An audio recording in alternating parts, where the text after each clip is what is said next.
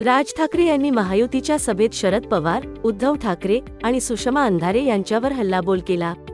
लोकसभा निवडणूक 2024 कल्याण आणि ठाणे मतदारसंघाचे उमेदवार श्रीकांत शिंदे आणि नरेश म्हस्के यांच्या प्रचार सभेत राज ठाकरे यांनी शरद पवार, उद्धव ठाकरे आणि सुषमा अंधारे यांच्यावरती हल्ला चढवला। हजारोंच्या संख्येने उपस्थित नागरिकांनी त्यास चांगला प्रतिसाद दिला। महाराष्ट्र नवनिर्माण सेनेने महायुतीला पाठिंबा दिल्यानंतर ठाण्यात झालेल्या सभेत राज ठाकरे काय म्हणाले बघा। जमलेल्या माझ्या तमाम हिंदू बांधवांनो, भगिनींनो आणि मातांनो,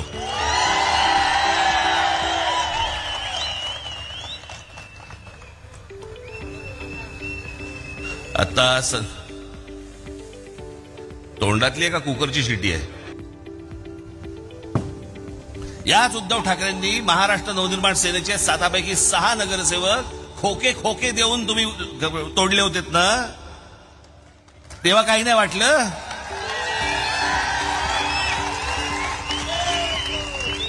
मागितले असते तर दिले असते।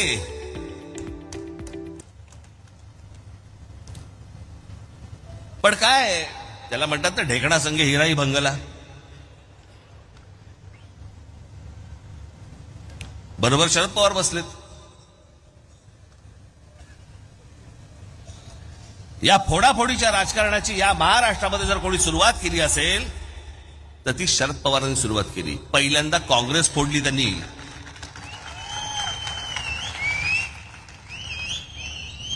आणि मग पुलोद म्हणून स्थापन केलं।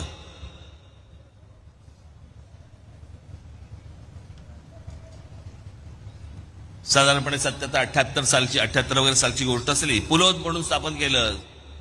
पहिल्यांदा या महाराष्ट्रामध्ये अशा प्रकारचं फोडाफोडीचं राजकारण पहिलं जे सुरू झालं हे शरद पवार साहेबांनी सुरुवात केली या गोष्टींची।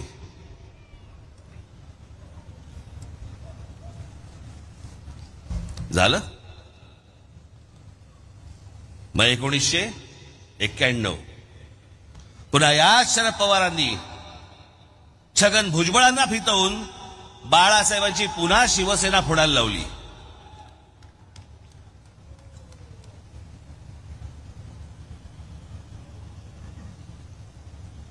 त्याला शिवसेनेचे आमदार फोडण्याचं काम याच शरद पवारांनी केलं होतं।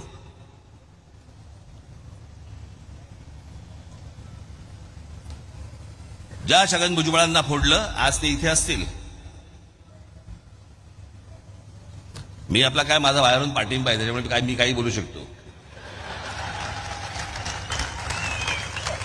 आपल्याला थोडी फेविकॉल अजून लागला आहे।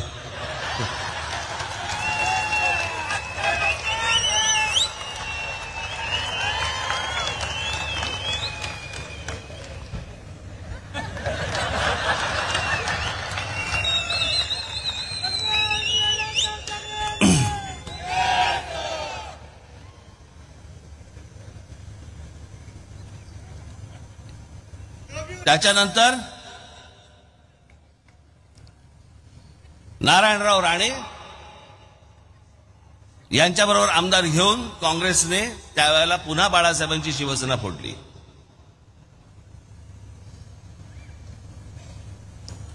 मला आजचं नेतृत्व तेव्हा कुठे टाहो फोडताना दिसलं नव्हतं। मला आज कोण कोणावरती बोलतंय आणि कोण कोणावरती आरोप करते वगैरे वगैरे सगळं सोडून द्या। पण अरे तुम्ही म्हणता ना माझे वडील चोरले, ज्या वडिलांबद्दल जर एवढं प्रेम आहे, मी एकच क्लिप तुम्हाला दाखवायला आणली आहे, एकच। मी खरं तर एकदाच बोललो होतो मागच्या त्या सभांमध्ये, लावतो व्हिडिओ, ते आपल्या सगळ्यांनी लावतो व्हिडिओ आपलं ते सगळं सुरूच केलं। पण आता सांगतोय लावतो व्हिडिओ, हे नीट ऐका। वय झालेल्या बाळासाहेब ठाकरेंच्या हातात म्हणजे 80-85 वर्षाच्या म्हातारीच्या हातात तलवार देऊन काय उपयोग होणार आहे? हात थरथर करायला लागला आणि त्या हातात तलवार। तरणी बाण पोरं काही गोट्या खेळायला गेलीत का? गेली काही गिली दंडा खेळायला लागलीत का? ह्याच्यावर अग्रलेख कधीच होत नाही। परत लाव। पण शालिनी पाटील किंवा वय झालेल्या बाळासाहेब ठाकरेंच्या हातात म्हणजे 80-85 वर्षाच्या म्हातारीच्या हातात तलवार देऊन काय उपयोग होणार आहे? हात थरथर करायला लागला आणि त्या हातात तलवार। अत्तरणी बाण पुढे काही गोट्या खेळायला गेलेत का, गेली काय गिल्ली दंडा खेळायला लागलेत का, ह्याच्यावर आग्रह कधीच होत नाही.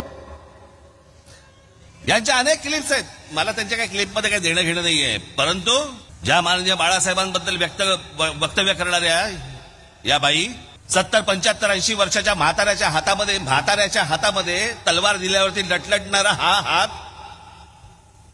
असं बोलणाऱ्या व्यक्तीला तुम्ही तुमच्या पक्षाची प्रवक्ती करता, तुमच्या पक्षाचे नेते करता आणि तुम्ही तुमच्या वडिलांवरती प्रेम आहे म्हणून सांगता.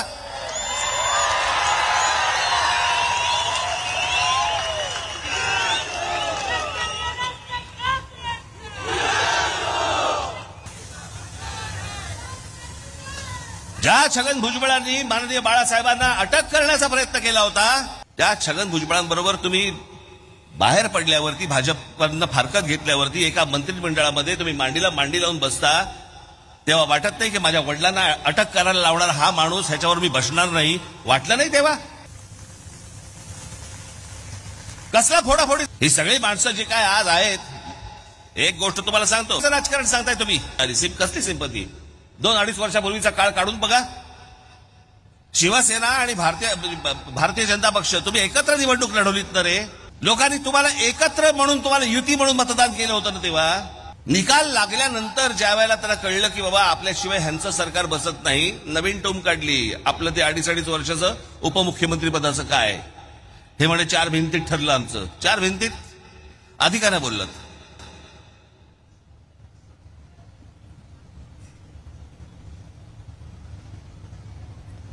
म्हणे अमित शहा आणि आमची म्हणे बैठक झाली एका खोलीमध्ये आणि तिकडे ठरलं की आम्ही 2.5 वर्षाचं आम्ही करणार. तिथे हे व्यासपीठावरती उपस्थित नरेंद्र मोदींची सभा झाली. अमित शहांच्या नरेंद्र मोदी स्वतःच्या भाषणामध्ये सांगतायत की आमचा पुढचा मुख्यमंत्री देवेंद्र फडणवीस असणार. का नाही आक्षेप घेतला? सभेमध्ये व्यासपीठावर तुम्ही बसलेले होतात, तिथे अमित शहा म्हणाले आमचा पुढचा मुख्यमंत्री देवेंद्र फडणवीस असणार. का नाही आक्षेप घेतला तेव्हा तुम्ही? निवडणुकीचे निकाल लागल्यानंतर तुम्ही सगळ्यांना जगाला सांगताय की माझ्याबरोबर 2.5 वर्षाचा करार केलेला, मग अधिकाऱ्याने सांगितलं तुम्ही. लाखो लोकांची मतं वाया घालवलीत आणि त्याच्यानंतर ज्यांच्या विरोधामध्ये तुम्ही निवडणूक लढवलीत त्यांच्याबरोबर जाऊन तुम्ही तिकडे विधानसभेमध्ये बसलात काँग्रेस आणि एनसीपी बरोबर. आता ते इथे आहेत. मग आता कित्येकदा हल्ली कळतच नाही कोण कुठच्या पक्षात आहे.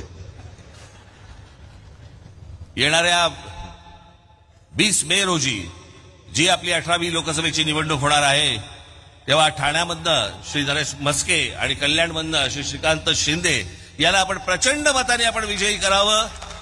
आज जे मी काही सांगितलंय त्यातला अजून पुढचा भाग हा मी त्यांच्याबरोबर बसून बोलीन, पण त्यांच्याकडनं योग्य काम होईल ही आशा अपेक्षा बाळगतो आणि आपणा सर्वांची मी रजा घेतो. धन्यवाद. जय हिंद, जय महाराष्ट्र.